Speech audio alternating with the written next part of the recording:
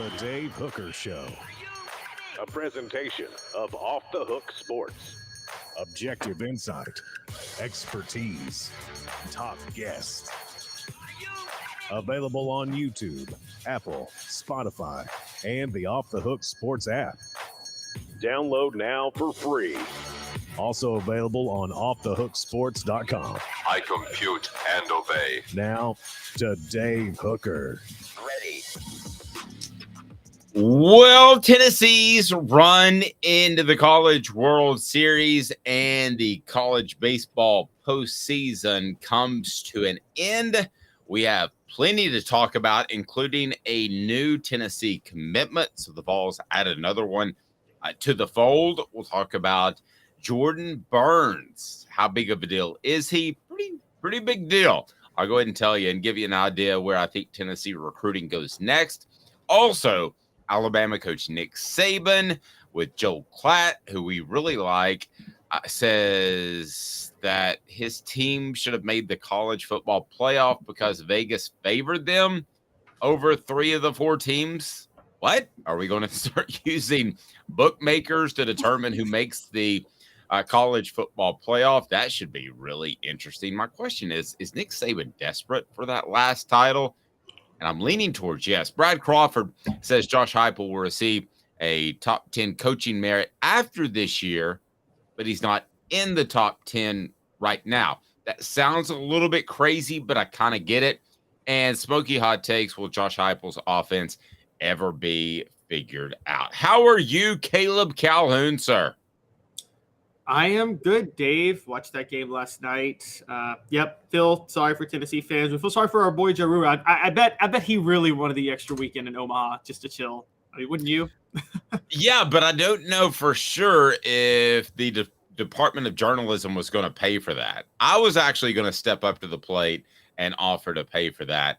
I don't know if it would have worked out with plane rides and all that stuff, but I was going to step up to the plate. But we don't have to tell him that, Caleb, because then that'll just hurt his feelings. He'll be like, "Oh man." Well, so Jaru's done it. You've done it. I'm the only one who's never traveled to cover games on a regular basis in any time of my journalistic career.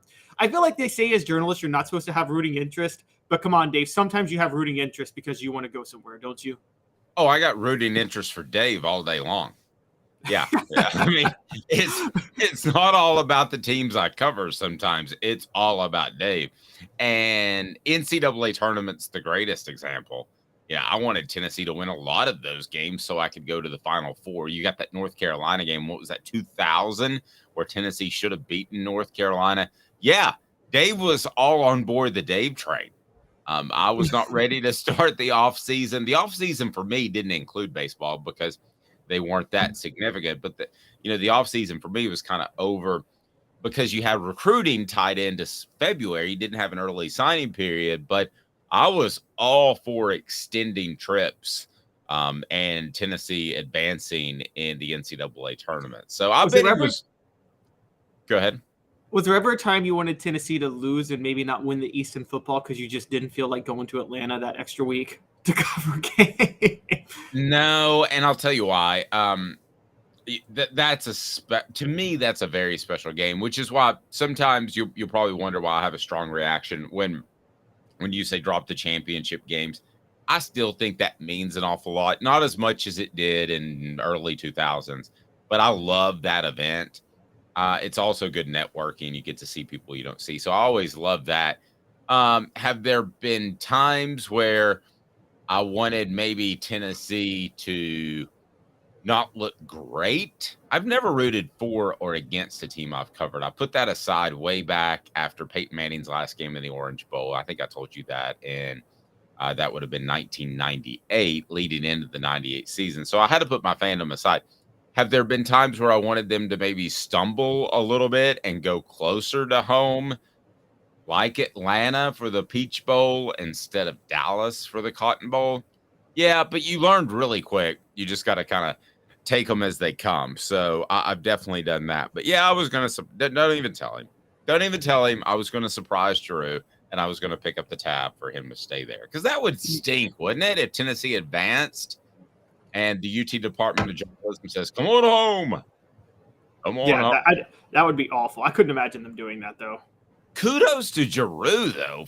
By the way, he said they'll probably lose to Skeens in the first game, and they were really never in that game. And then they will probably win the second game. He called this. I don't know if he said it with you while I was at. Yeah, he called both of those. Yeah. And then but the one thing he was wrong on is he thought Tennessee's bullpen would outlast a matchup with LSU and a potential rematch. And that didn't happen. A lot of reasons why Tennessee lost. So we asked today's tough question. Today's tough question is brought to you by our friends at Zen Sports. Today's tough question is now. Today's tough question. Take a side. Take a stand. The Dave Hooker Show, a presentation of offthehooksports.com. Today's tough question brought to you by Zen Sports, deals with Tennessee baseball. And the question I will ask you very simply is, Tennessee, was their season that culminated with a 5-0 loss to LSU a success, a failure, or something else? I will ask you that question, and go ahead and fill in the message board because we want to hear what you have to say. Zen Sports, the new sports book in Tennessee, revolutionizing the way you earn sports betting rewards. That means no more deposit bonuses that turn into deposit nightmares. On Zen Sports, what you see is what you get. And with their cash rewards program, you get a lot of cash. For a welcome bonus, earn an unlimited 5% cash back on your betting volume for your first 15 days when you sign with the code HOOKED. That's right. Unlimited 5% cash back. Keep betting, keep earning with up to 3% cash back on your betting volume every month after that. And refer friends to earn a percentage of their betting volume as cash rewards too. Zen Sports is bringing the cash back to Tennessee. So if you bet big on sports, you want to be betting on Zen Sports. Zen Sports betting just got better. So 5-0 lost LSU last night. Tennessee wins a game in the College World Series. And for all of the talk of last year's team, and they were so exciting, they didn't do that last year. They didn't make it to Omaha. So is this a success, a failure, or something else? And if you pick something else, I want you to fill in the blank. To me, I think this team was overrated from the get because they got a ton of pub. And I do think there are, unfortunately, some journalists that like to play the game a little bit and like to beef up a team that maybe the year before were kind of jerks. And Tennessee was jerks last year. I enjoyed it. I had no problem with it. Some of my favorite teams of all times were jerks. I was a Dallas Cowboys fan in the early 90s, so I don't mean jerks in a bad way. But I do think some people pumped up Tennessee a little bit in the beginning for whatever reason. And Tony Vitello said that. He said they had lost an awful lot, a lot of players. And I think making the College World Series, especially winning the game, had they just made it, I think is a huge, huge success. And I'm not over exaggerating, but Caleb, I'm curious what you think. Was this a success, failure, or something else? Today's tough question brought to you by Zen Sports. I don't think it's even a question. It's a success. I mean, Tennessee, how many they've made? Let's see, 1951, 1994, 2001, 2005, 2020. This is only their 6th College World Series in school history. And nobody thought they were getting there in the middle of this year. Nobody thought they were getting there. So they get there. It's by definition, I judge baseball seasons on championships and College World Series appearances. I think Tennessee has like 3 SEC championships, 6 College World Series appearances. Only 1 year does that cross over. So they only have 8 such seasons like this. Okay. So this is one of the 8 best seasons in school history by any metric you use. And that's a big success. They won their first This was their first College World Series win, not last night, the night before when they beat Stanford. That was their first College World Series win since 2001, when Chris Burke was the leader of that team, which is a huge deal. So relative to where Tennessee was, this is a huge success. You're right. People try to act like what they did this year was underwhelming. Well, they went further than last year, but it kind of reminds me of, Dave, do you remember the Tennessee basketball team under Bruce Pearl, the year after Chris Lofton left? And they had Tyler Smith, and they were picked to win the SEC. And they didn't win the SEC. And they were considered a disappointment. But in my mind, I thought everybody forgot. They lost Chris Lofton. They lost Juwan Smith. They lost some key, the most crucial production from that team the year before they lost. And everybody thought they would just maintain what they were doing. And I feel like the same kind of thing was happening with the baseball team this year, despite the fact that they had to integrate guys into the roles pretty late into the year. So, yeah, I think it was a success. I don't think there's any question. No, I agree completely. And it was a success without having to be over the top. D says, big success. We have Billy Bob saying that he thought a trip to the College World Series is a success. So I tend to agree with that. I wondered if we might have a bit of a pushback from some people. So let's go ahead and look at the game. Tennessee's bats went dead. There were some mistakes made in the field, but for the most part, I thought this team is not great against left-handed pitching, and Tennessee just never kind of got on that roll. It's, the College World Series is set up. It is the absolutely most unique setup of anything that matters in sports. Would you agree with that? I mean, a double elimination tournament sounds like something you and I did in Little League, which I did. And I wish it could be set up another way. I know that it can't drag on forever, but I wish every matchup was a best of 3 series, like the first 2 rounds. I don't know how to fix that. Maybe you can't, but let's take a look at the game, because there are a lot of people who had a problem with the umpires last night. Now, I've read both. I've read where the umpires cost Tennessee the game, particularly at the plate, calling some outside low pitches. I thought for the most part they called it the same, and it's up to you to adjust. Caleb, what were your thoughts? That's my thoughts exactly. The umpires they had a very wide strike zone yesterday. I think we all agree on that. But I also think that if you're a championship team, you're going to run across different umpires throughout a season, and you're going to have to adjust. It's no different than basketball. You got to adjust to refs that call ticky-tack fouls versus refs that let you play. You got to be able to win on both fronts if you're a good basketball team. It's the same if you're a good baseball team. And you hit the nail on the head with Tennessee having an issue with left-handed pitchers. I mean, I've never heard of a team that is so short on quality right-handed hitters. But I mean, Tennessee is one of those teams. And I saw Russ Rucker tweet this out last night after the game, and he's right. The good news, if you're a Tennessee fan long-term, is that's actually one of the easiest fixes to make in baseball. It's the easiest personnel fix to make. Oh, I got to find more quality right-handed hitters, and I'm fine elsewhere. But yeah, that was an issue last night. And technically LSU had 1 error, but they scored 4 runs that they should not have scored because Tennessee made mistakes. You can't put that on the umpires. It was 5-0. And if it was 1-0, we might be having this conversation. It was a 5-0 game because Tennessee's defense gave up 4 runs that they shouldn't have given up. And they've had issues all year. Their biggest issue all year, they're 6th in the league in home runs, in the nation in home runs this year, in total home runs. They're a home run hitting team. They have trouble driving in runners without clearing the fence. And with the weather in Omaha the way it was, and the stadium the way it is, and the pitching the way it is, they were going to have to. The sabermetricians would hate this, but this is one time where it kind of flies against the nature of analytics. You were going to have to rely on more small ball to win. And Tennessee has a lot more trouble with that, of putting balls in play. And you saw that yesterday. No, and I know it would get frustrating for Tennessee fans, but if the bottom line is for the athletic department, if Tennessee did what they did this year, every year, without the bird flipping rounding second, making the College World Series, winning 1 game, if they did that every year for the next 10 years, and they didn't win 2 games, they never went any further, at the end of the day, what does it matter? It matters to football because you get your name out there. And I've said this before, the Lady Vols got Terry Fair.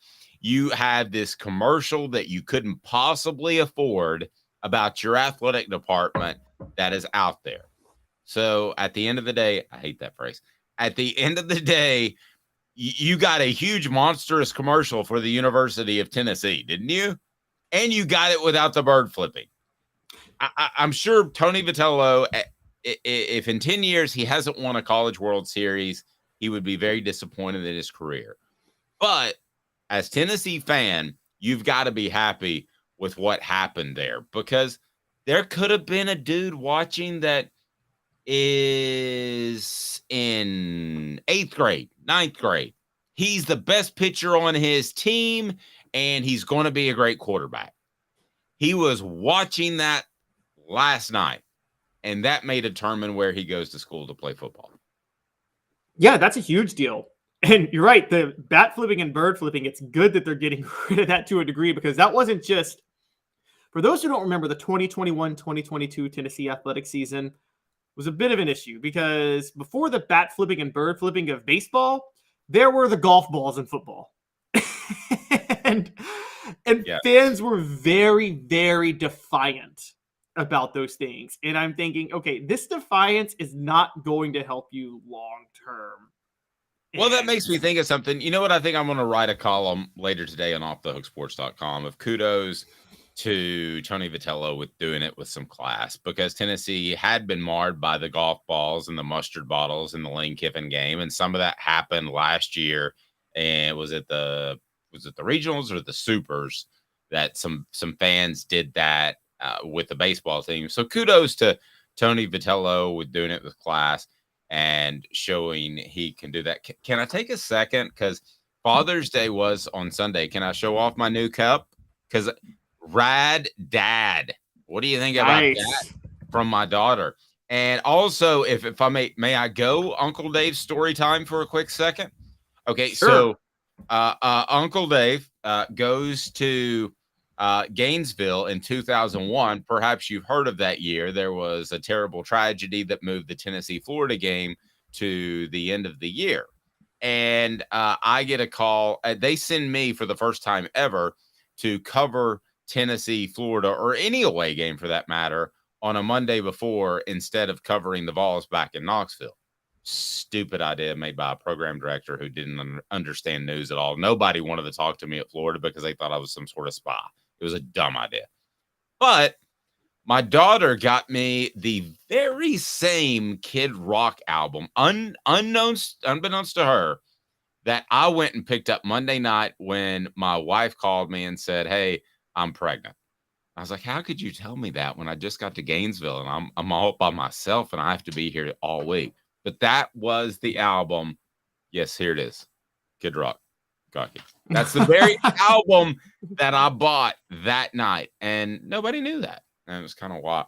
A little wild. It's just Uncle Dave's story. Was it? It's funny. There was also a bottle of Maker's Mark involved that barely saw the next day. It was a combination of nerves and happiness and all that good stuff. So it was a lot going on, but I figured I would share that really quickly, just not to get off topic. And I am a very good right-handed batter if anybody needs me. I think I have some eligibility left. How does that work? Does my clock start when I enroll in class, or does my clock start when I practice? Oh, that's a good, I don't know.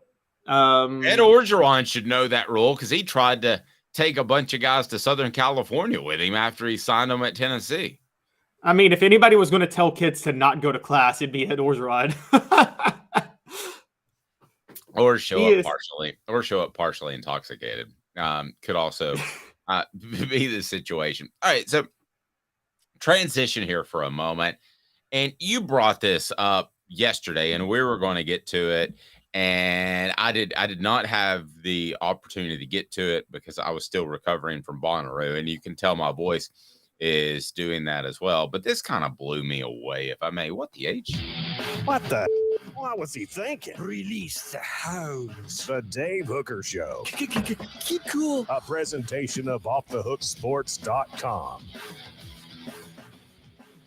So I find it difficult to go from day to day without getting nitpicked on something on social media. And if I were you, other than for offthehooksports.com, I would probably just stay off social media. But we do disseminate a lot of our stuff. That's not an option. But Caleb, I do know when you and I retire, or I hand this off to you, or whatever we do, I'm never getting on social media again.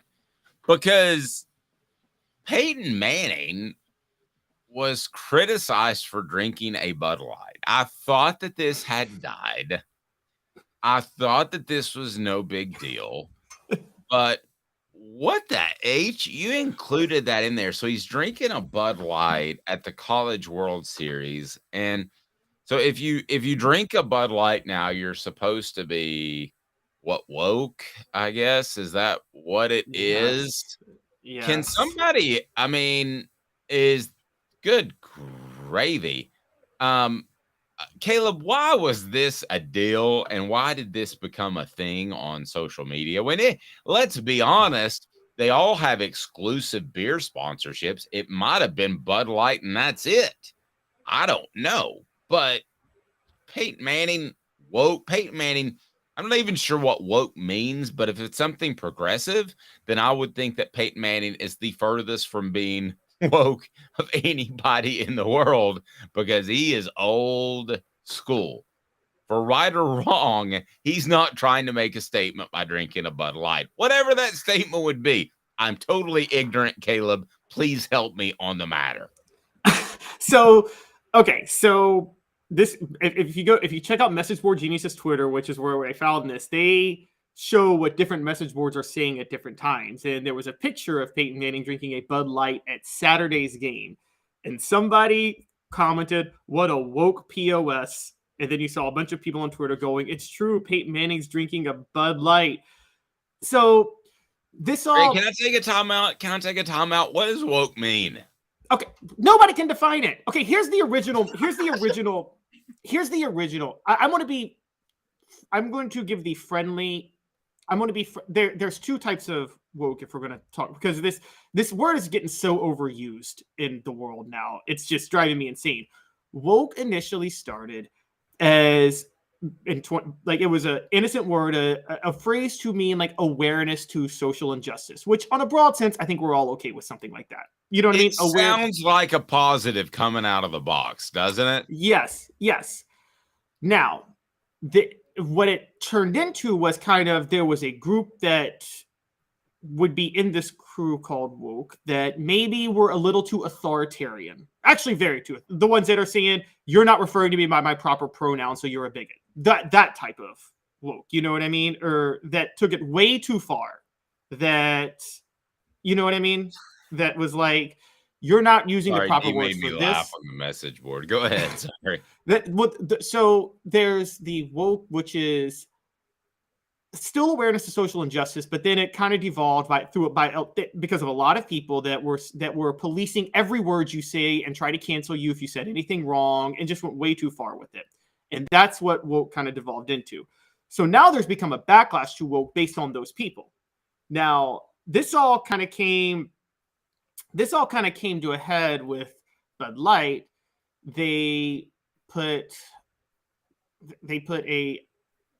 I'm not going to get the pronoun right. I don't want to say, but they put somebody who I believe is either non-binary or trans in one of their commercials. Okay. No, it was on the side of a can. I do know that much. Yeah, on the side of a can. So people got upset and decided they didn't want to drink Bud Light anymore because that was kind of annoying to them. Fine. That's totally fine. You don't want to drink Bud Light because you don't like that? I got no issue with that. Okay. But now it's gone from what they criticized about wokeism. They're doing the same thing with anti-wokeism because, okay, you don't want to drink Bud Light, fine, but are you really going to cancel Peyton Manning because he doesn't want to drink Bud Light? Or because he wants to drink Bud Light? And listen, I've been a big beer drinker, and it used to. I thought it was funny when people would argue between Miller Lite and Bud Light, because I mean, there's not a monstrous difference. It's like Verizon y'all, and AT&T. yeah, and so just I mean, but is anybody turning down a beer? I guarantee it was handed to him too, a free beer. I mean, he's not going up to the beer stand and standing in line at a Tennessee athletics event at the College World Series where he could get recognized by 15,000 people. The whole thing was goofy to me. The fact that it got traction, and listen, let's be honest. I don't know what Peyton Manning thinks about being woke or not, but there are a lot of other things that we could say about Peyton Manning that would be more critical. One, he can be a bit of a bully. If media says something about him that he doesn't like, he'll never go on your show again. That's the case with a lot of people. Dan Patrick is one. He can be vindictive. You guys may not know this about Peyton Manning. He can be overly orchestrated to the point that he's very manipulative. So there are a lot of things we could say about Peyton Manning, and those adjectives I just gave about Peyton Manning could be viewed as good or bad. And in some cases, they've helped him to the career that he has, and I got no problem with it. But I mean, to call him woke is, again, I'm not even 100% sure what it means, but there are a lot of other things you could say about Peyton Manning that would be more accurate and that he probably would dislike more than woke. Yeah. And I guess where I'm at with it is if you're annoyed by the authoritarian wing of wokeness, I'm with you. There are some people like we shouldn't be canceling people because they may say the wrong phrase, they may use the wrong pronoun, and they don't even know what they're saying is offensive half the time. We shouldn't be canceling people for that. But what I would caution people is don't be the same thing from the other side. Don't all of a sudden be authoritarian as an anti-wokester, which is to say that I'm going to cancel this person because they're doing something that I deem woke. That's just as stupid. It just doesn't. I mean, this will dissipate eventually with the Bud Light thing, and it just to me is just beyond my realm of comprehension. So I mean, I guess some people could say that I was woke or not woke or something for having a T-shirt that says hooker on it. I don't know what that means for me. SC Scout Guy, great point. I wonder if the shirt Peyton was wearing was made by a sweatshop by children. If it was Nike, it probably was. Of course it was. Of course it was. This is the hypocrisy of people who take stances on anything. Is like, I mean, LeBron James sitting up there saying I'm all about social justice, but I have Nikes being made in sweatshops in China. Live golfers on the other side saying, "Oh, we stand for free speech," and you're out here taking money from Saudi Arabia, and yeah. And then what did the PGA Tour do?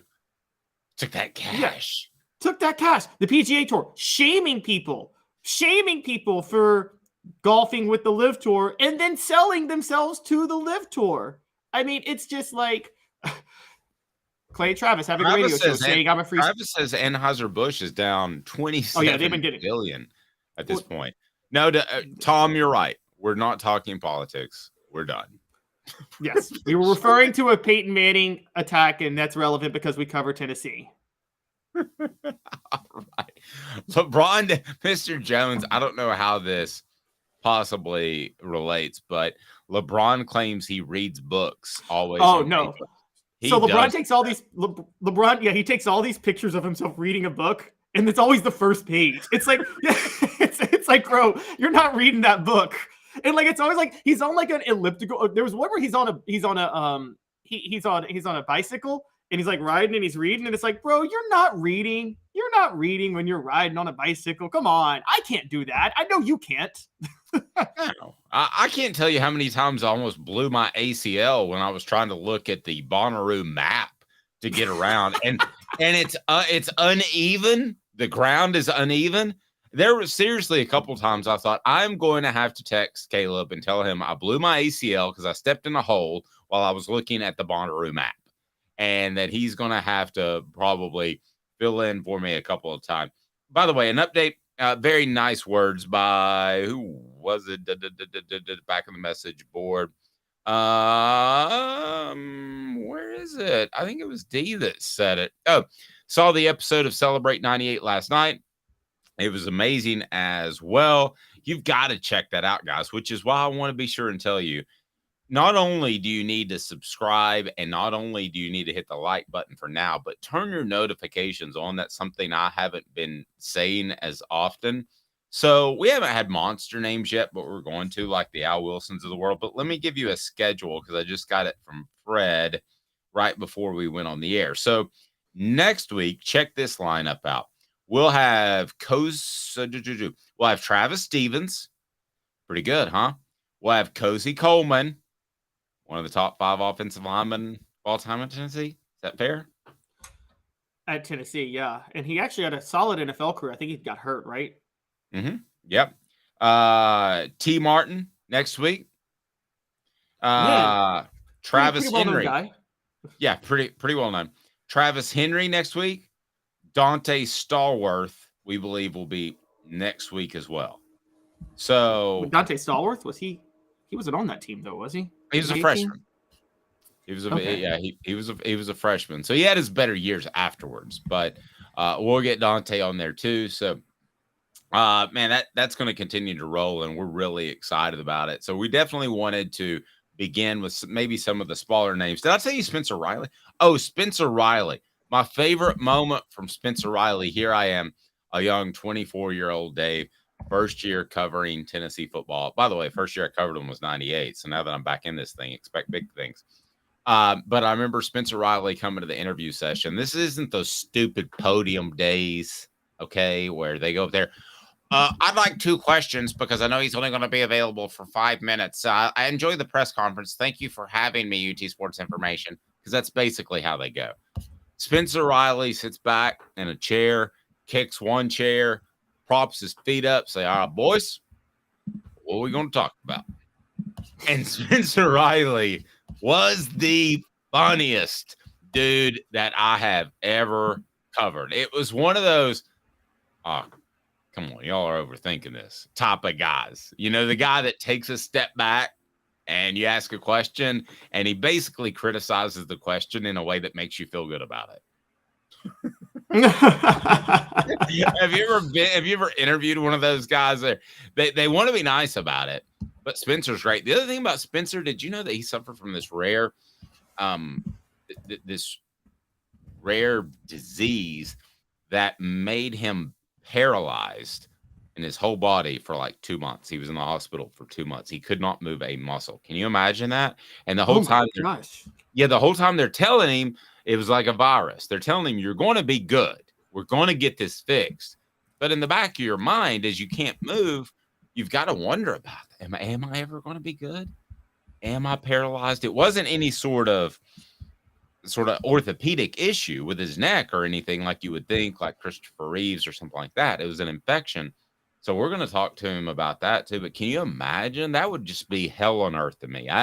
That's the one thing I would never want to be, is a quadriplegic. I mean, a lot of bad things in the world, but I don't know about you, but I've always had this great innate fear about that. So all kinds of great stuff to talk about. And we'll do that on the Celebrate 98 series, where I was supposed to be on vacation next week, but suddenly that's looking like a maybe not going to happen.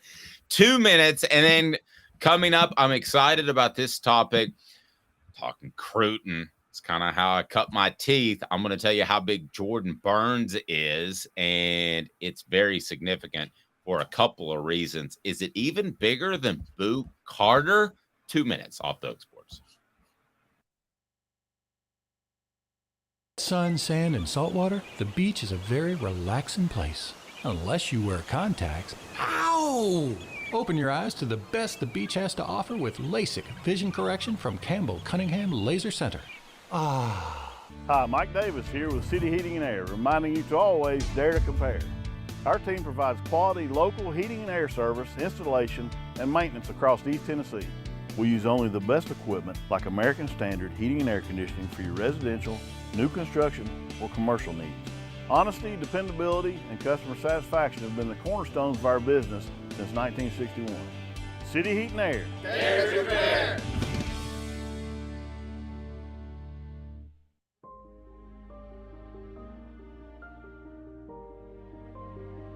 Our family has been creating one-of-a-kind pieces of jewelry in West Knoxville since 1986. Each piece is a combination of unique processes that bring your idea to life. Every day in our shop, a truly special item with a story all its own is being manufactured in our facility, bringing the history and family sentiment into a whole new generation of life. We are grateful that you chose us to be Knoxville's best jeweler, a title that we value and respect. Because to me, being a jeweler and owning a jewelry store are not the same thing.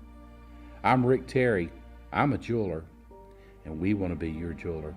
Kingston Pike and Campbell Station Road in the heart of Farragut, and downtown on Gay Street right next to the Tennessee Theater.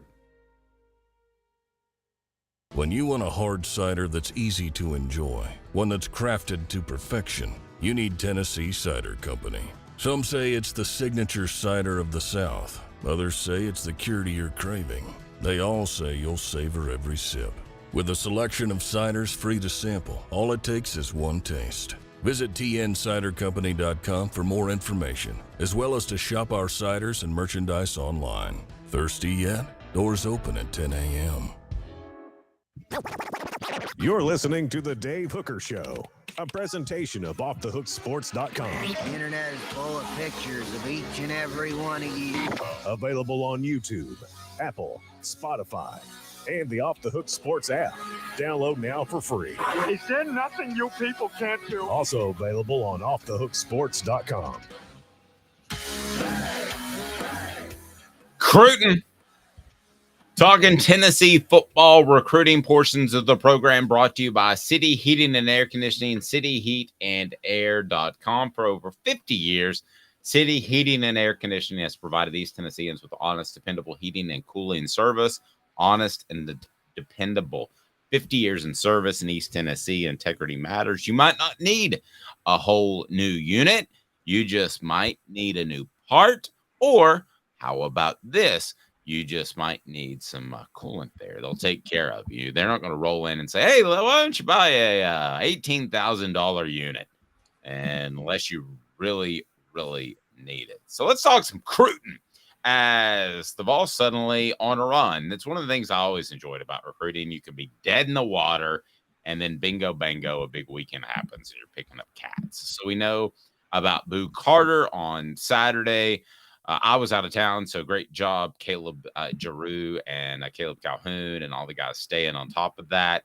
And you now have Jordan Burns. So let's talk some Cruton, not only what Tennessee has now, but what they need as well. So what did you make, before I give you a breakdown of Jordan Burns and tell you what I have heard about Jordan Burns, but what did you make of Jordan Burns and the commitment as he chooses the University of Tennessee yesterday publicly? I got two thoughts in my head. The first is it's great news for Tennessee. They need help at linebacker. They got a linebacker. They need to, as you've talked about, win some of those recruiting battles in Georgia. They won one in Georgia for an Atlanta area kid. And then also coming on the heels of Boo Carter, momentum starting to pick up in June. Those are all good signs. Tennessee's back to number 11, I think, in the 247 Sports Composite. Fourth in the SEC. By the way, SEC is kind of getting like, there's actually competition from other conferences this year in the SEC in recruiting so far. But the drawback to me is that I do take into account who his top schools were. And it seems like he was down to Tennessee, Arkansas, and Vanderbilt. And my thing is... So our rankings on Off the Hook Sports are anywhere, somewhere, nowhere. So he's a somewhere kid, right? I think he's a somewhere kid. Now, he's listed as a 4-star on 247 Composite. I think he's closer to a 3-star. because if he were truly a 4-star, I think Georgia would want him enough where he would be considering Georgia and not Arkansas and Vanderbilt. That's fair. The composite, he's a 4-star. 247 Sports has him as a 3-star. I think it's more significant than that for a couple of different reasons. I can't hammer this home enough. The fact that you're in Atlanta, is this a guy that Tennessee's ahead of the curve on with Georgia? Could Georgia come calling later? Certainly. But I do like the fact, too, that Tennessee is getting a guy who's probably the best athlete on his team, which is what I was told. And they were 8-3 in 4A, and he played linebacker and running back. Who does that remind you of? Guys that played defense as well. We just talked about the Celebrate 98 series. Basically, every linebacker they had played running back primarily, but also played defense. So I really like the Jordan Burns pickup. I think it's significant being in the Atlanta area, and that leads us to 4 Downs. 4 Downs is right now, and it's brought to you by Andy Mason, realestate.com, as we talk some recruiting. 4 Downs. 4 questions. 4 answers. The Dave Hooker Show. 4 Downs. A presentation of offthehooksports.com. I really think that I'm going to surprise Caleb with some of my answers here. So I'm looking forward to this. So let's go ahead and get it started. 4 Downs brought to you by Andy Mason, andymasonrealestate.com. Best prices and service in the biz, and it ain't even close. So Cooper Mays is going to take us to which down, Coop? Coop here. First down. Thanks, Coop. Bigger deal, Burns or Boo? Boo Carter over the weekend, Jordan Burns. Which is the bigger deal? I'm about to violate every principle I've ever said because you know what I say about in-state recruits from Tennessee.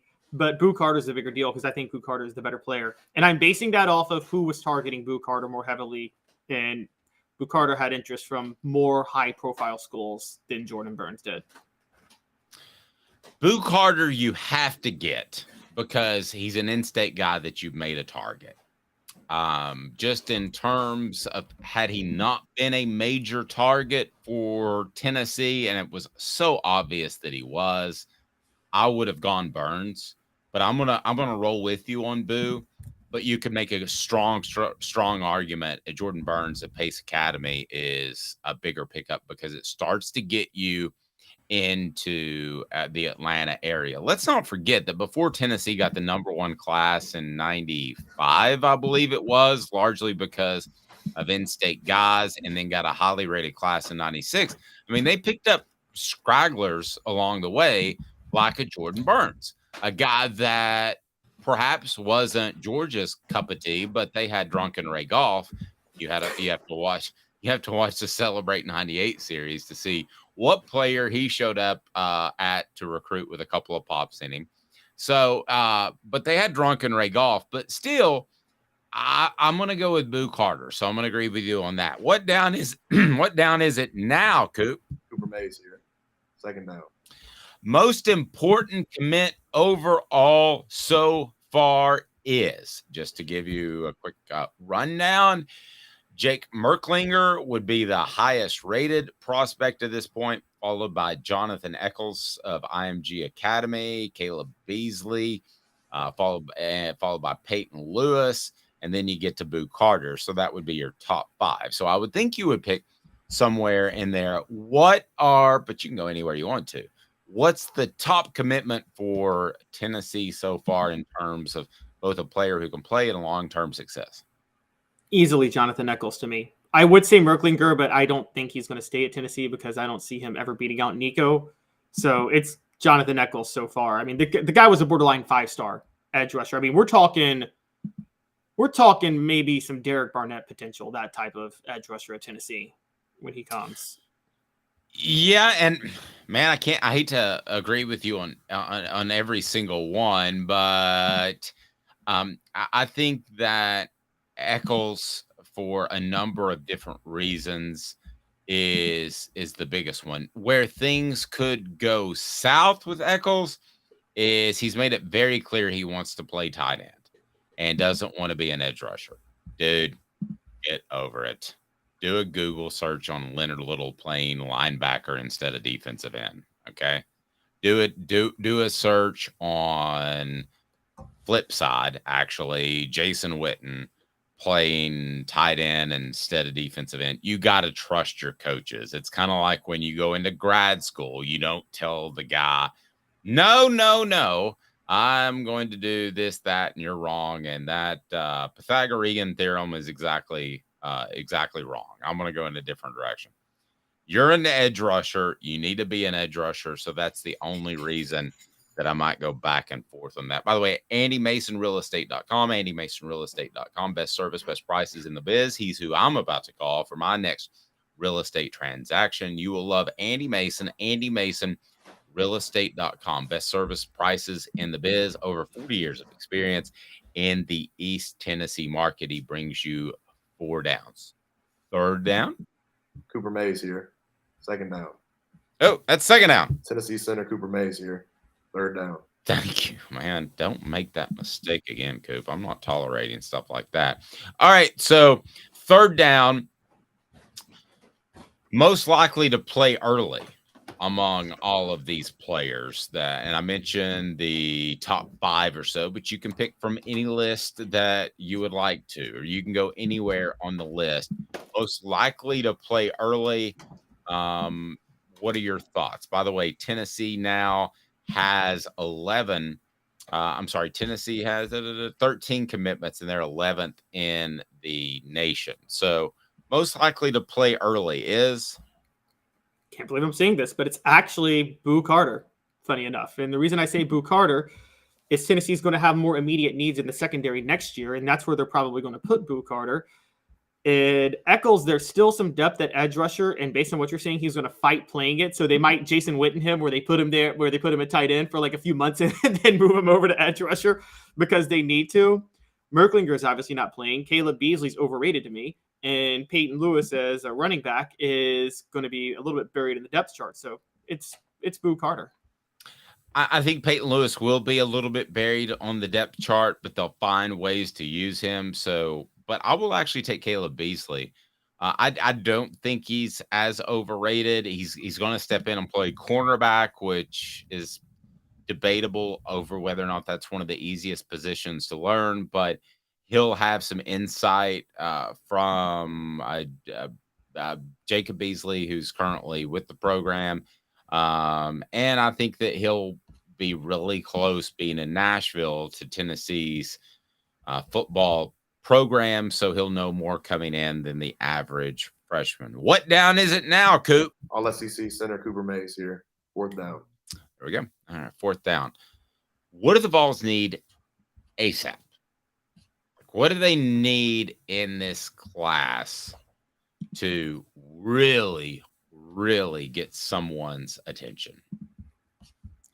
They need about 5 more offensive linemen.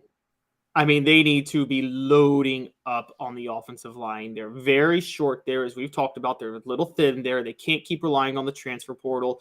They need offensive linemen after offensive linemen. They need at least 4 fringe 5-star offensive linemen soon. Rocky Top Tom says 2 massive offensive tackles. Agree. Oh, yeah, I'm with Rocky Top Tom. He's right. That's what they need. They need to really work on the trenches right now. I think they're going to be okay on the defensive line. They have some depth there, and Rodney Garner, you can always trust to scout talent. They need offensive line talent immediately. And I mean immediately. There's real concerns about their depth at offensive line beyond this year. Agreed. And those guys, not only do they need that, I'm going to throw a qualifier, they need the midterm cats, which is not as unusual as it used to be. So I think that Tennessee needs the midterm guys that can try to get somewhat ready. You're not going to be ready as a freshman most of the time to play in the SEC. But a note on our message board that Marcus Easley was leaning towards Tennessee He is scheduled to announce on July 8th, I believe. That's the type of guy you need. 6'5", maybe 6'6". He's out at Illinois, but he's 335 pounds. There seems to be this notion that you can develop offensive linemen. You can, but you can't develop 6'5", 6'6", 335 pounds. So, Cooper Mays is a great example. He comes in, he's a little undersized, and he turns into a just great football player. But you're running a risk if you continue to do that. Travis had a question. Yes, go ahead. I'm actually on your side with that. And I want to know what you've covered recruiting. And Jeremy Pruitt was big on this, funny enough, to his credit. I feel like when I look at offensive linemen, I actually look at their size more than their star rating. I think their size actually matters more. And Wisconsin and Iowa churn out more offensive linemen in the NFL than anybody, and none of them are 4 or 5 stars. I feel like the star rating is probably most inaccurate of offensive linemen of any position in recruiting. No, and I think it's the toughest to evaluate. I also think that the star rating will depend largely on their feet and their footwork. But if you get a guy that's 6'5", 335 pounds, and he has any ambition to be a great football player, you can slide him in the guard. So, yes. I mean, you've got an automatic fallback. He may be listed as a tackle. He may want to play tackle, but you could slide him in the guard, and that's no big deal whatsoever. So what you're saying is people who don't have the agility and footwork to play offensive line, if you can just plug size in at guard, is what you're saying, and it works. Yes, you can't plod around and play tackle. I mean, that would be Albert Toina, no offense, but if you're going to get beat on the outside in today's day and age of college football with the edge rushers that don't have to put their hands down anymore or hand down anymore, and you're going to get caught in a bind pretty quickly if you don't have good feet. But if you don't have good feet, move him to guard, and you're all good. And as long as you want to play and you have some natural strength and physical ability, you can probably be just fine with that. I'm going to reset today's tough question because we're going to talk a little bit of Nick Saban and today's tough. Well, you wanted to get to Travis. You said Travis had a question. You wanted to get. Oh yeah. Oh, I'm sorry. Travis did have a question. Travis was, I think, surprised that you said Beasley was overrated. Why do you think Beasley is overrated? Because I have, and I've said this for a while, I have more faith in East Tennessee prospects than Middle Tennessee prospects, and that's why I compared Boo Carter versus Caleb Beasley. Boo Carter. I mean, this is just one, I look at who was recruiting both of them. They were both highly recruited, but Boo Carter coming from East Tennessee. I think East Tennessee prospects, Dave, while I criticize Middle Tennessee prospects, I think East Tennessee prospects are proving to be vastly underrated as players. I mean, Cooper Mays maybe should have been a fringe 5-star recruit. Instead, he was a fringe 4-star recruit. Jacob Warren should have been a more firmly supplanted 4-star recruit. I mean, Knoxville Catholic is just churning out some talent right now, and Chattanooga has a pretty good history too. And so that's the biggest reason is coming from East. I think Boo Carter's level of competition in East Tennessee is better than Beasley's level of competition in Middle Tennessee, quite honestly. I'll tell you what we'll do, Travis. We'll get somebody to take a look at Beasley, and we'll get some thoughts over whether or not, as an actual player, he is overrated. I will give Caleb this for sure. It seems like the Middle Tennessee guys have not had the impact, and he and I have talked about that. I think that's going to change eventually, but I don't know when it's going to change. At some point, it was supposed to change when Butch Jones was head coach. Nah, and he loaded up on the Middle Tennessee. I think part of the thing you've got is the Southern California thing going on. I think football, because in Nashville it's such a transient, people come in and out and they move into there. Well, I can't remember the word I'm using, but they move into Nashville. And if you move into Nashville from a lot of different places, football's not the end all be all. You may be good at it, but you may not love it. Same thing in Southern California. There are a lot of guys that could be, if they loved it, would be fantastic football players there. But you don't see that nearly as much in certain places. Texas, even though Tennessee hasn't done well in Texas, is typically the opposite, right? They're born and raised on Now, they get overrated because there's so many of them, but they're born and raised on football and they love football. So you don't have that problem. But I do think that you're having some of that problem in Nashville. I think guys move in from Colorado, California. I was at the gym the other day and a lady told me, he said, I moved from Colorado. And I said, man, I've always wanted to live there. Why? And she goes, well, you smell weed on every corner. It's like, I had to get my kids away from that. I'm like, okay, well, that's a different discussion. But they were probably not raised on football. I think you want people from the South, not just because they're the best players, but because it means so much to them. So that is a very and good they play point. year round in the South. I mean, they're not done playing when the season's over in high school football. No. And while we could debate this, they usually specialize in one sport. I don't believe specializing in one sport is the greatest thing. I think that you learn competition from different ones, but you're probably, as long as you don't get burned out, a better football player if you're specializing in 7-on-7s, passing leagues in the summer, and it's year round. I mean, you're at the gym at 5 a.m. in the summer. I don't think people realize what a lot of these high school kids go through, and the coaches are dedicated to be there. I mean, I've got several high school coaches, friends that are high school coaches that, I mean, they're there at 5 o'clock in the morning to open up the gym so guys can get their lifts in. Yeah. I mean, I think the last time I looked, Tennessee pays about $5,500 as a stipend for being an assistant coach. I mean, $5,500 a year as a bonus to my salary. You better not ask me to get up at 5 a.m. unless I love it. Now, if I love it, I'm gonna show up. Resetting today's tough question because I tend to do that, and I haven't thought of anything more clever for today's tough question. Maybe the great debate. How about that? Today's tough question is Nick Saban getting desperate? Today's tough question. Take a side. Take a stand. The Dave Hooker Show, a presentation of OffTheHookSports.com. Is Nick Saban getting desperate to win another championship? Because tick, tick, tick, the clock is ticking. Nick Saban says that his team should have been in the college football playoff last year because Vegas favored them over 3 of the 4 teams that were in the college football playoff. I would guess all but Georgia.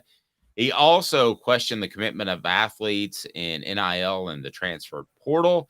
He calls for balance and says players don't have a contract. Okay. Nick Saban sells a lot of cars via his Mercedes dealership. So he knows what a contract is. He signs a contract. He knows what a contract is. He should also know that a contract would require some sort of unionization because no athlete is going to say to themselves, hey, I have an idea. I'll sign a contract I don't have to sign. Nobody does that. I mean, nobody in the world signs a contract they don't have to sign unless there's something in it for them. So what are you going to do? Give them more cash? I mean, right now they have all the leverage. So that's just stupid. And it goes to show you that Nick Saban may be a fantastic coach, but not the greatest thinker when it comes to being a business mind. And the college football playoff, making that because Vegas favored them over 3 of the 4 teams, well, that's idiotic. I mean, if that's how we want to make it, and I'm all up for a formula because I don't really like the committee. I think they manipulate things to make it better for television. But if that's how we want to do it, let's do it. Let's roll with that and make like the old BCS formula. But to go by Vegas is pretty stupid. Your thoughts on both of those? As I remind people, you can go to crafttreats.com. Go to crafttreats.com, use the promo code OffTheHook, and you will get 20% off anything, including their chill pills. And their chill pills have the CBD derivatives in them, in which they can help with your pet's digestive issues. They can help with arthritis. They can also help with anxiety. They're awesome. Use the promo code OffTheHook. They've got non-CBD products as well, and they're just awesome pet treats. Go to crafttreats.com. Caleb, Vegas determining who makes the college football playoff and contracts for athletes. Take the floor, sir, because both of those sound really stupid to me. Yeah, I don't know which one's dumber. I'm trying to think in my head which one is dumber. Okay, let's take the tough question is which is dumber. So let's take the Vegas one. Okay. You don't rank the best teams based on Vegas, or actually, you don't even do the top 4 based on who you think would win. Let me give you an example, Dave. What if Alabama lost to Auburn in the last game of last year, which they wouldn't have? Let's say Auburn upset them, and they were now 9-3 instead of 10-2. I still would have Vegas still would have favored them over TCU and maybe even Ohio State in the college football playoff, and I would have picked them over TCU and Ohio State. Does that mean they should have gotten in with 3 losses over TCU and Ohio State? No, this is so absolutely ridiculous. And it's, look, 2 weeks ago we had a debate, and I actually was okay with, I actually was a fan of Nick Saban taking certain stances that he took. I defend him when I defend him. I criticize him when I criticize him. Both of these things are baseless. Now, for the contract thing, complaining about players not having contracts. One, you're right. You bring up the union. I'm going to bring up something else. Nick Saban was, in 2004, signed a 5-year extension with LSU on his contract. Did you know he broke it the year later to go to Miami? Then he signed a 5-year deal with Miami. Did you know he broke that after 2 years to go to Alabama? I bet you the contracts he wants for players aren't going to be as easily brokeable. Exactly. I don't think brokeable is a word. Or breakable. And you know what? Here's what'll really... This is what's so insane about what he's saying. It's such an unfair, he breaks contracts and say, well, I have a buyout in my contract. Yeah, like the other schools aren't paying the buyouts. Like when you break your contract with LSU, the Dolphins didn't pay that buyout. Or like Alabama didn't pay that buyout when you broke your contract with Miami. Like, come on. Okay. I agree with all that. I mean, can you imagine if I called Caleb Giroux and I said, hey, everything's going great. You're doing a phenomenal job of covering recruiting, and we appreciate that. But I want you to sign this contract, and in that contract says that you have no flexibility to ever leave, and I'm not going to give you anything else for it. I mean, that's the idea. I mean, because there's no set NIL cash. There's no slated like the NFL where you get this, so you sign a contract. Why would you sign a contract that says I get $1,000 a month in my NIL deal and I will not transfer? Well, what if another deal comes up? What if you turn into a superstar and they say you can get $1 million? You say, no, I've signed my contract. Also, Travis brings up, I thought was a really good point. Saban showed how desperate he's become last year when he started pandering on why Saban should be ranked ahead of us. So that leads us back to the question, is Nick Saban desperate? Yes. And I think it would be heck on earth if he coached 5 more years, which is doable, and didn't win a championship. I think if he knew that right now, he would say that is absolutely horrible. So use whatever you want to. I'm using the word desperate. I think he wants to win 1 more championship if he coaches 3 to 5 more years. And if he doesn't, he's going to look at that as a failure because he's hard on himself. Doesn't mean his career's a failure, but the ending of it will have been a failure. Largely because he hasn't won a legitimate championship in 6 years, because we all know that COVID championship shouldn't count, that 2020 season. And that was his last championship. And I'm with you. I want to add, by the way, with NIL, he once again threw we got to create more balance in college football, which I hate when coaches of big-time institutions say that. Nick Saban, should Alabama get the same opportunities as UAB? Like, is that what we're saying here? I mean, you want to create balance in college football? You act like there was balance before NIL. No, you're just mad that the balance of power may be tipped against you with this one little thing. I mean, should we say, I made a joke the other day. I've said for a while, you know what I've talked about this. LSU has an unfair advantage with the amount of talent in their area. Should we put in a law that says only a certain amount of Louisiana kids can go to LSU every year to create balance? I mean, I could see somebody bringing up that stupid of an idea, to be honest with you. It wouldn't surprise me. Gary says Bama was favored against Tennessee and LSU last year and lost. So why did they even play the game, according to Nick Saban? Or why even put it on the field? Listen, I'm all for a formula. And you may hate the formula idea. I know I've talked to John Adams about this, and he hates the formula idea. But I'm all for a formula that makes it cut and dry. But they don't want that because you could predict it the day before the selection Tuesdays that they have with the college football playoff committee shows. You could predict it before, you could figure out the formula. And that's what happened with the BCS. So they're not going to do that. They don't want to do that because they want a television show. I mean, basically they threw together Friends or Seinfeld, and it's on every Tuesday during football season.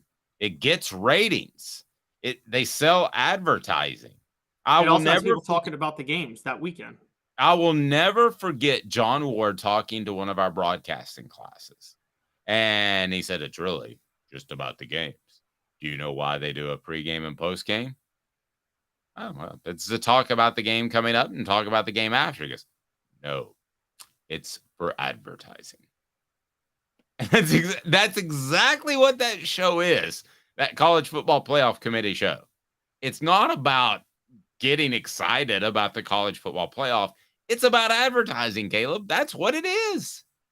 Yeah, and it is about advertising, but it also helps increase interest in the sport themselves. I will say that. Like, Nick Saban is so hypocritical with Vegas because about 10 years ago, one of his lash outs at the media was they were playing, I think, Western Kentucky, and all the Alabama media was like, Alabama should blow them out. And he got really mad at the media. He's like, you guys are at fault for us having a bad practice today because you keep propping up our players and not giving the other team the respect. So why do we play the game? I'm like, because the reason you're getting paid $8 million, part of that is because of the analysis and the coverage and the writing and all of the stuff that adds to the entertainment value of what you do. And now all of a sudden, you don't want that you want to care about that prognostication when it comes to Vegas. I'm with you. 2 minutes, Josh Heupel's offense. Will it ever be figured out? We discuss, and I'm going to tell you the one thing coming up that could undermine Josh Heupel's offense. But when I say Josh Heupel's offense, I'm referring to Lincoln Riley's offense. I'm referring to a lot of different offenses that are variations of tempo and spread. 2 minutes, and I'll tell you the one thing you don't want to see happen if you're a Tennessee fan, a Southern California fan, even a TCU fan. 2 minutes. Hang tight. Family has been creating jewelry since 1986.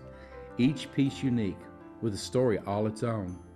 I'm Rick Terry with Rick Terry Jewelry Designs. I'm a jeweler, and I want to be your jeweler. We're grateful that you chose us to be Knoxville's best jeweler. My family and staff look forward to serving you. So please come see us. Kingston Pike and Campbell Station Road in the heart of Farragut, and downtown on Gay Street, right next to the Tennessee Theater. Hi, Mike Davis here with City Heating and Air, reminding you to always dare to compare. Our team provides quality local heating and air service, installation, and maintenance across East Tennessee. We use only the best equipment like American Standard heating and air conditioning for your residential, new construction, or commercial needs. Honesty, dependability, and customer satisfaction have been the cornerstones of our business since 1961. City Heat and Air. Dare to compare. With all that sun, sand, and salt water, the beach is a very relaxing place. Unless you wear contacts. Ow! Open your eyes to the best the beach has to offer with LASIK vision correction from Campbell Cunningham Laser Center. Do you want to own the more that owns every job? Then get to Vassey Lawn and Garden in Cleveland and get you a Toro. I'm David Vassey, here to talk to you about Toro. With a Toro Zero Turn, you'll get more out of every minute and you'll reach the finish line faster. At Vassey's, we like to say, no matter if you're mowing 3 acres a week or 11 lawns a day, homeowners and business owners alike find confidence in equipment they can trust from top to bottom. Vassey Lawn and Garden, Highway 60 North in Cleveland. Man alive, it's worth the drive. These mountains hold and defend a spirit far better than moonshine. A drink that holds flavor that becomes necessity. A hard cider made and relished by folk who are as hearty as they are legend. A refreshment that can only be found in one place. With a taste that makes you say, give me 3 bottles of the good stuff. Tennessee Cider Company, where necessity can be found.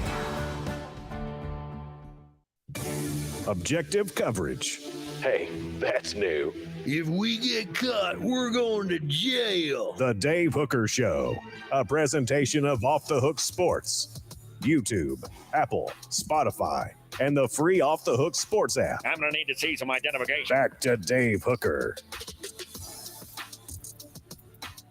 The one thing that can undermine, if not destroy, Josh Heupel's offense is politically correctness. And I'm going to explain that to you here momentarily. And it's brought to you by Bassey Lawn and Garden. Man alive, it's worth the drive. Bassey Lawn and Garden has the industrial and commercial mowers where you will want to get from Nashville, Knoxville, or Chattanooga to get to Cleveland, Tennessee, because their buying power will save you thousands or tens of thousands of dollars. The one thing that can destroy the type of offenses that we're seeing are an up-tempo offense. Obviously, I don't want this to ever happen because I enjoy these offenses, and I'm not to the point of being a football purist where I have to see the I formation and run it between the tackles every down. I'm not against that. I would like for some team to do that to see if it would work. The same way I'd like for the NBA to drop it down in the post like Kevin McHale style. And we almost saw Tennessee do that. They just didn't have the outside shooting in basketball. But the one thing would be, I think, politically correctness in that if there were some sort of tragedy to happen in which a player is going at such a high speed, and we will hear about this in August, Caleb. We will. A player in high school or college will pass away from heat exhaustion.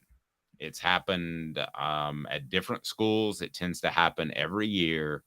But if people were to get on board that and say you need to slow the game down because you're asking too much of the human body, I think you can train the human body to do a lot of things. I don't think it's within one's nature to bench press 300 pounds. I don't think that's necessarily smart, good for your joints, but I've done it.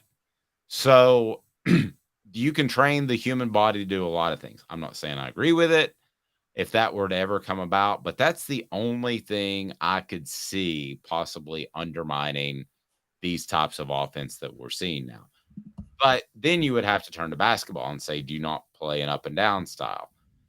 But you've had deaths in basketball too. The other thing I think is the RPO rules where you're allowed to block downfield on a passing play, which technically you're not supposed to be able to do. That's not how football was developed. You're supposed to send a clear signal whether or not it's a running play or a passing play. But those are the only two things that I could see possibly sidetracking these up-tempo offenses. I don't think it's going to happen, but you brought up the question. You're a little bit too young to remember this, but the run and shoot was phenomenal. And Warren Moon was one of the most accurate, best passers that we don't talk about on a day-to-day basis. He was absolute. Where he would put balls was unbelievable, but it did get figured out. And I guess there's a possibility of that.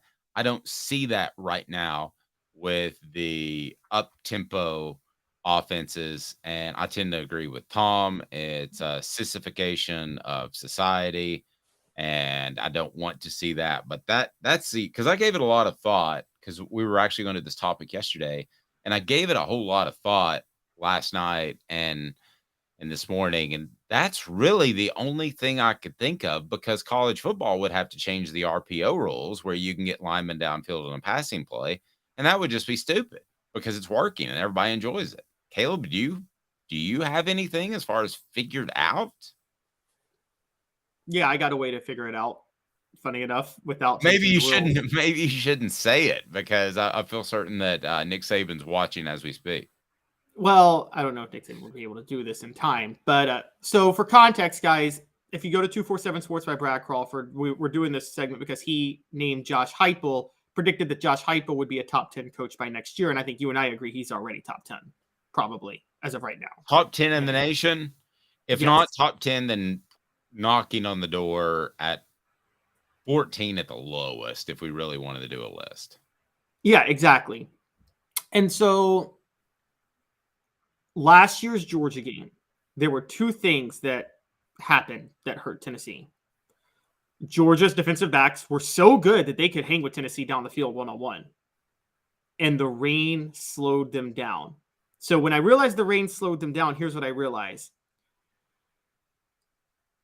Coaches should, or do you remember, you probably remember this, Dave, 1990, when Steve Spurrier took out the artificial turf for Florida and put in natural grass because he realized that was more conducive to the offense he was running? Yes. And yeah, that was common throughout where people would change their grass structure. Let the grass grow a little bit on your football field. Let the grass grow a little bit on your football field. That'll slow down some of the speed that the receivers have on the outside.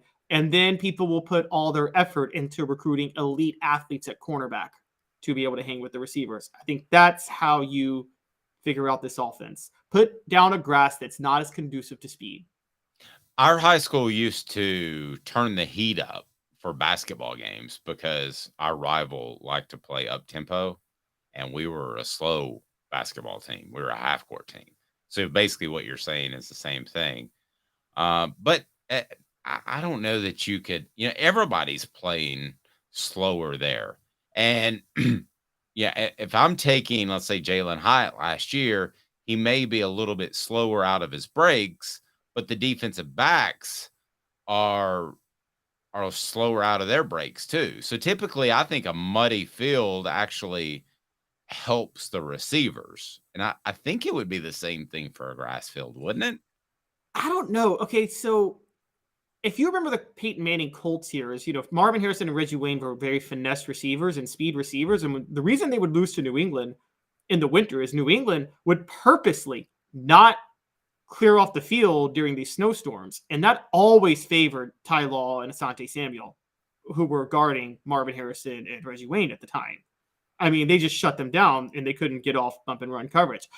I think maybe you're right that it favors the receivers because the defensive backs have to backpedal, but I think it favors defensive backs who like to play. If you like to play a physical bump and run, I think a muddy field favors the defensive backs at that point because you knock a receiver off the route, then there comes an issue. And by the time they may get back on that right route, the quarterback may be sacked. And I mean, so timing doesn't matter in Heupel's offense as it does in other offenses, but it does matter. I mean, timing, you can't undersell the importance of that. Timing matters, but it seems like the reads on the safeties that they're oftentimes bare. So I don't think it matters as much as, let's say, a West Coast offense. Is that fair to say? I mean, if your timing's off in a West Coast offense, it's a long day at the office. And I would rather be proactive. I'd rather be the receiver making that cut to put the safety in a bad position or the cornerback in a bad position to be reactive and have to wait and then see what he's going to do. Also, specifically with the Georgia game last year, I think Georgia was a better football team. I think the things leading up to that were also not great for Tennessee. They had gotten the number 1 ranking. There was a lot of reason for Georgia to focus on practice and Monday, Tuesday, Wednesday. That's where I think that pre-hype stuff factors in. I don't think they were going to overlook Tennessee.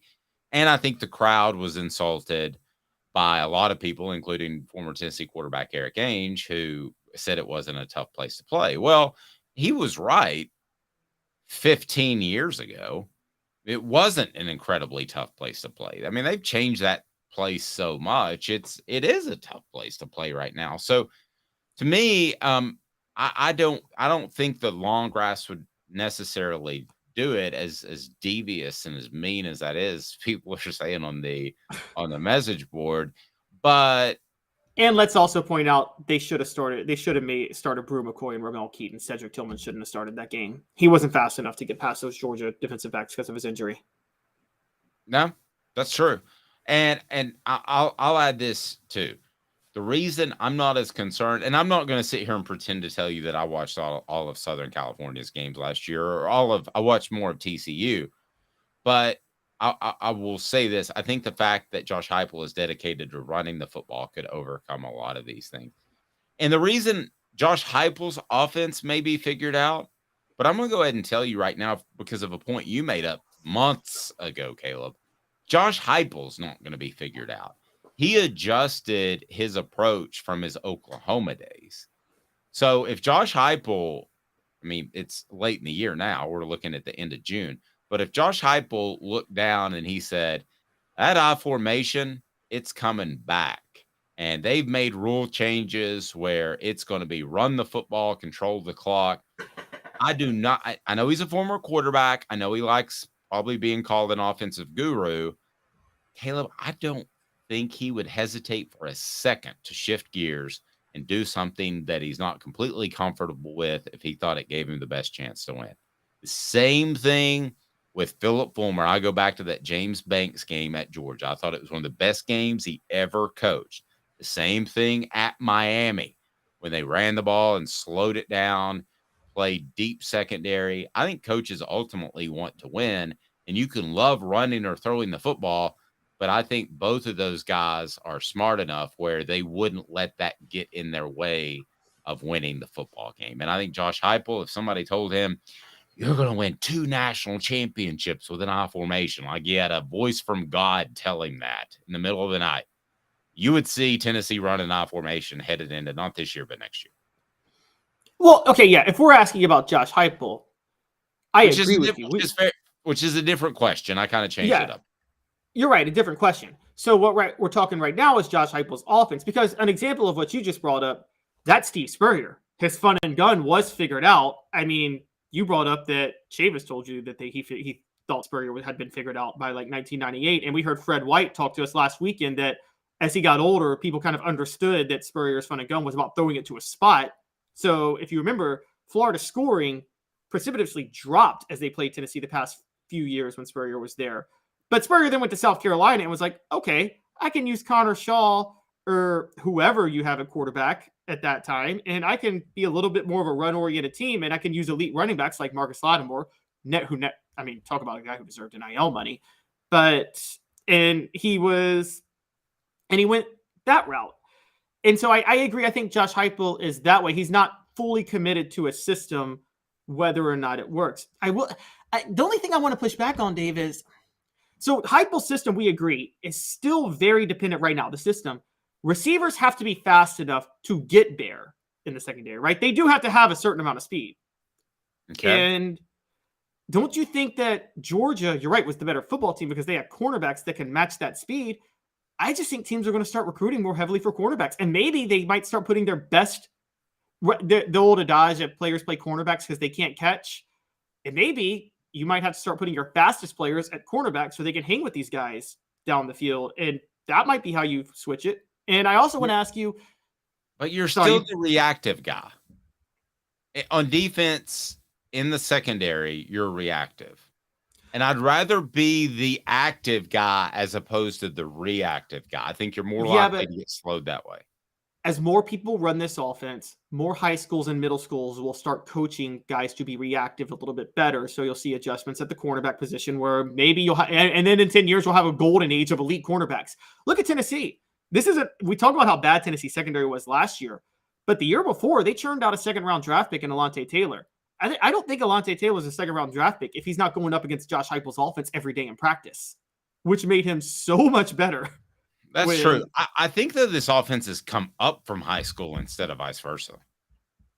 I think this offense has evolved. I mean, I've got a buddy who's an offensive coordinator at a big school in Knoxville, and he was running some similar things literally 20 years ago. Caleb, I know that sounds crazy, but I think a lot of this stuff gets kind of figured out at the high school level where the stakes aren't as high, and then it moves up.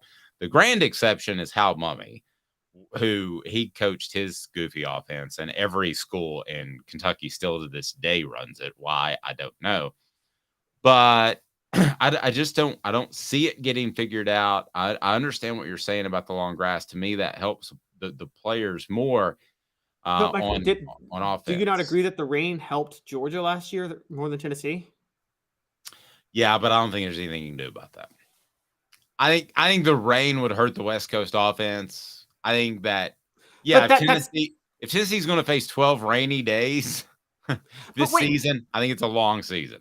That's what I'm saying, though. If the elements slow you down, you're saying it favors the receivers, but you could make the grass the elements where you kind of – what you're saying is if the game slows down, it favors the receivers because it's harder for the cornerbacks to react, whether that be high grass or rain or whatever. Well, the cornerbacks with Georgia, it seemed like it was favoring them when they were playing Tennessee last year. I would say this. I think of the list of factors in that Georgia game, that rain would have been about fifth. I think it was Georgia's a better football team overall, right? I think second is they felt disrespected, which everybody tries to make their team feel disrespected, but they did because of the number 1 ranking. I think the crowd felt disrespected, and I could probably come up with 2 or 3 others. Stetson Bennett played lights out. And then I think the rain was further down the list maybe than you. Maybe that's the common ground there. Okay, fine. But I'm just saying theoretically, based on your logic, it shouldn't have even been a factor. It should have actually helped Tennessee. Right. So ideally, your best offense, which I think Josh Heupel is working towards and closer than we think, is you can go out there. Well, they did that. I mean, against Pitt, and there was another team that they ran for more than they threw. I think maybe you're not giving Josh Heupel enough credit for having a solid ground game. Oh, no, I think he has an amazing ground game, but his ground game is what makes the whole offense go. But I think the passing game, it's the wide splits that's such a factor. The wide splits don't work without the solid ground game. I think we both agree with that. But if you got cornerbacks that are fast enough to hang with the receivers down the field, then the nickel and the safety don't have to guess whether or not Heupel's going to run the ball. Then they can just crowd the box to stop the run at that point. Very true. But if you got a guy like Jalen Hyatt or Tillman or even Ramel Keaton, who I'm not as high on as most people, but if you have those guys, then you burn them over the top. I would think that would be your answer. Be sure and like and subscribe. If you haven't done that to this point, do it. And take 1 second. Do me a favor. Take 1 second. Whatever platform you're on, turn your notifications on. Because next week is going to be a huge week for our Celebrate 98 series. Jeff Hall is the latest up there, and he was really interesting. A captain that would go out and run 110s. Have you ever run 110s, Caleb? Nope. Not fun. You run a 110 yards as fast as you can. You have a 30-second break, and then you do it again. And then you have a 30-second break, and you do it again. And you do 10 110s. That's your summer workout. How fun does that sound, Caleb? That sounds horrible. That sounds absolutely terrible. I don't and want the to do idea, it. And the fact that a kicker has to do that. Well, he wanted to be a part of the team. It was super cool. He's the coolest kicker I've ever interviewed. No offense, Britton and Dustin Colquitt, who I like very much.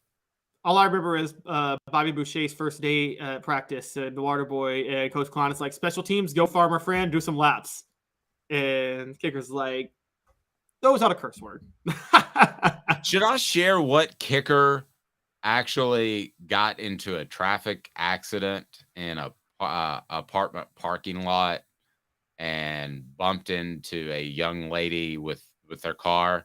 And then somehow turn that into let's not call the cops, and instead I'll just spend the night at your place. Should I share who that is? Was it the same? Was it a kicker who got suspended for another traffic incident? Have a fantastic day. But I know that one from the girl's perspective, not the guy's perspective. Shared that with Philip Fulmer. How the hell do you all find this stuff out? Have a fantastic day, everyone. He's Caleb Calhoun. I'm Dave Hooker. Don't forget, if you bump somebody in a parking lot, maybe doing a little bit more bumping. Have a fantastic day, evening, afternoon, morning, whenever you're watching. He's Caleb